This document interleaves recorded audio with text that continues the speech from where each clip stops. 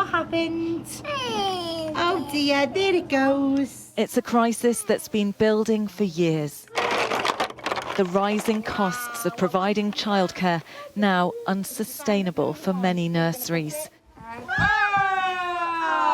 Here at Cottontails Nursery in Warrington, they do their best for children and their families, but they're losing money all the time. Do you think this nursery will still be open in, say, a year's time? As a private business, it makes absolutely zero sense to continue trading when you've made £50,000 loss in this last year alone. Right now, the recruitment crisis that we face, where we're simply unable to recruit qualified members of staff due to the low rates of pay, the fact that we have got mounting fees in regards to gas and electric at a 300% increase over the last 3 years, and then the significant under-government funding. The prospect of closure would mean Oliver would have no childcare. His parents both work full-time and have limited options. We don't have a support network, so Oliver is full-time at nursery, so we couldn't rely on parents, so we'd either have to look for another nursery or one of us would have to really rethink our working patterns.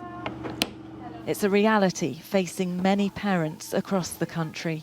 The number of childcare providers in England fell by around 4,000 in the year leading up to March. And as more and more nurseries close, there are fewer options for parents who suddenly find themselves without childcare. Bunny rabbit. It's a crisis that requires urgent government action, according to industry leaders. Funding is the key issue because the government is the biggest purchaser of childcare in this country. So as the big customer, if they're not paying the going rate, there's no way they can expect providers to deliver high quality, safely and sustainably. The government point to £4 billion spent in each of the past 5 years to support families with childcare. But the closure of nurseries is a worry working parents simply can't afford. Becky Johnson, Sky News in Warrington.